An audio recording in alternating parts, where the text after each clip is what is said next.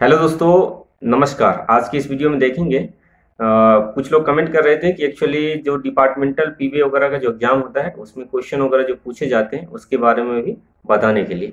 तो आज की इस वीडियो में यही बताएंगे जो आपको जनरली फ्रीक्वेंट जो है ये क्वेश्चन पूछे जाते हैं और आपको याद भी रखना है, क्योंकि अगर आपके एग्जाम है तो ज़रूर आप ध्यान रखें।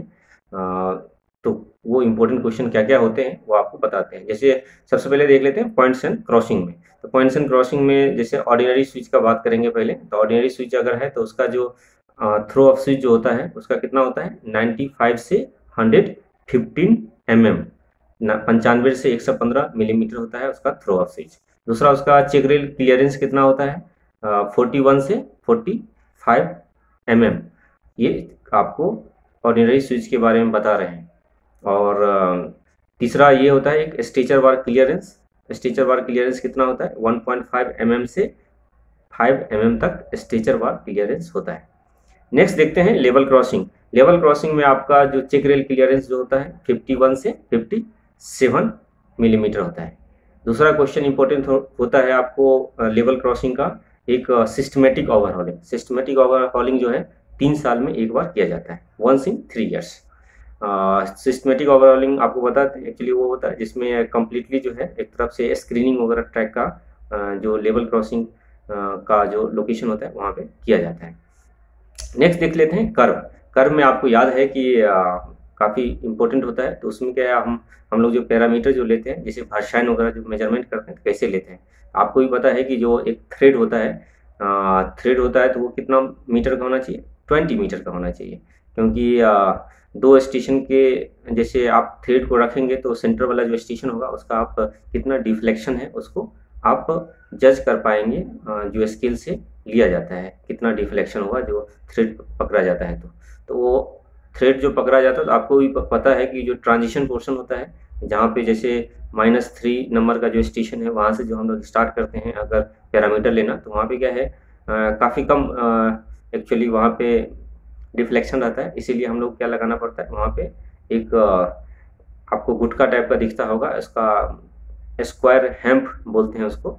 और वो क्या है स्क्वायर शेप का होता है और 20 mm जो है जो 4 साइड होता है वो गुटका का वो 20 mm का रहता है। तो ये भी आप याद रखेंगे। और ये पूछा जाता है वर्षाइन में जो हम लोग कोट का यूज करते हैं, जो थ्रेड का जो यूज करते हैं कितना मीटर का रहता है तो वो 20 मीटर का रहता है, आप याद रखेंगे।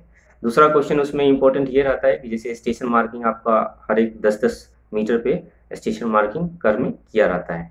दूसरा क्वेश्चन ये इंपॉर्टेंट है कि जैसे radius of curve equals to कितना होता है। तो radius of curve equal to क्या होता है 1750 डिवाइडेड बाई डी।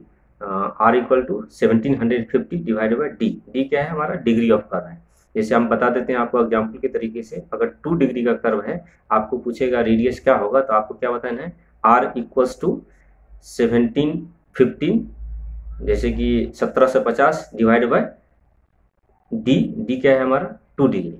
तो हम लोग क्या करेंगे 1750 डिवाइड बाय 2 कर देंगे, जो आएगा वो आपका 2 डिग्री कर्व का रेडियस हो जाएगा। इसी प्रकार कहीं आपको दे देगा कि इससे 3 डिग्री कर्व का रेडियस क्या होगा तो आप इजीली निकाल सकते हैं। R equal to 1750 divide by 3 कर देंगे तो निकल जाएगा। तो ये क्वेश्चन आपको पूछा ही जाता है, इसीलिए आप जरूर ये फार्मूला जो होता है ये आप याद रखेंगे। ये फार्मूला आपका 30 मीटर जो चेन लेंथ होता है उसके लिए ये R equal to 1750 divide by D generally ये फार्मूला आता है। लेकिन अगर 20 मीटर का अगर चेन लेंथ है तो उसका फार्मूला अलग हो जाता है। आर इक्वल्स टू क्या होता है 1150 डिवाइड बाई डी। लेकिन जनरली ये पूछा नहीं जाता है, 30 मीटर चेन ही एक स्टैंडर्ड माना जाता है। नेक्स्ट देखते हैं जैसे कि आपको स्लीपर डेंसिटी। स्लीपर डेंसिटी आप याद रखेंगे। स्लीपर डेंसिटी जो है हमारा जो भी बिजी ट्रैक वगैरह जो होता है जहाँ पे 60 kg का रेल सेक्शन वगैरह लगा हुआ है वहाँ पे 1660 पर किलोमीटर, जैसे 16 से 60 जो है ना स्लीपर लगे रहेंगे प्रत्येक किलोमीटर में। वही अगर 52 kg वगैरह का रेल सेक्शन है या लूप लाइन वगैरह है तो वहाँ पे कितने लगे रहते हैं 1540 पर किलोमीटर, 1540 पर किलोमीटर। ये क्या है स्लीपर डेंसिटी है कि 1 किलोमीटर जो हमारा ट्रैक है उसमें कितनी स्लीपर लेइंग किया हुआ है। इसको हम लोग स्लीपर डेंसिटी बोलते हैं। ये भी इंपॉर्टेंट होता है, आप याद रखें। दूसरा होता है जैसे कि फॉलिंग मार्क।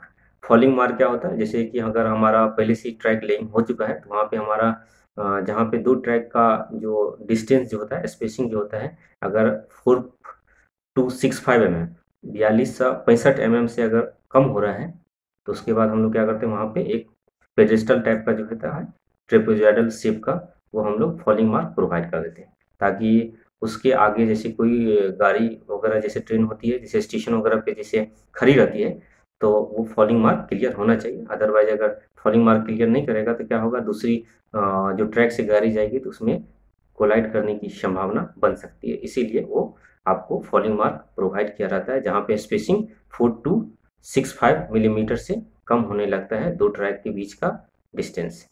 दूसरा क्या है, न्यू अगर ट्रैक अगर कहीं लेइंग हो रहा है तो वहाँ पे जो है दो ट्रैक का स्पेसिंग 5300 mm से कम होगा तब प्रोवाइड किया जाता है, मतलब फॉलिंग मार्क। नेक्स्ट क्वेश्चन ये है कि जैसे ट्रॉली रिफ्यूज। ट्रॉली रिफ्यूज आपको पता है कि जैसे ट्रॉली रिफ्यूज जैसे ट्रॉली वगैरह जो किया जाता है तो उस टाइम में जैसे उसको एक तरफ से सेफ्टी पॉइंट ऑफ व्यू से ट्रॉली रिफ्यूज प्रोवाइड किया जाता है।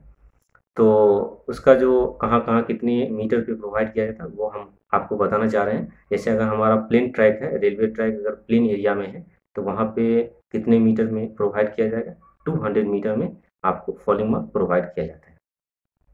दूसरा ये है कि जैसे आपका कर्व वगैरह में ट्रैक है, गोलाई जिसको बोलते हैं, अगर उसमें ट्रैक है तो उसमें 100 मीटर पे जो है आपके फॉलिंग मार्क प्रोवाइड किया जाता है। दूसरा यही है, क्वेश्चन वगैरह यही पॉइंट्स एंड क्रॉसिंग का इंपॉर्टेंट क्वेश्चन जनरली रहते हैं। और भी कुछ आपको लगे कि इसमें समझ में नहीं आया, और भी कुछ कई चीज़ों का अगर रिलेटेड अगर वीडियो अगर आपको चाहिए तो ज़रूर आप कमेंट कीजिए। धन्यवाद।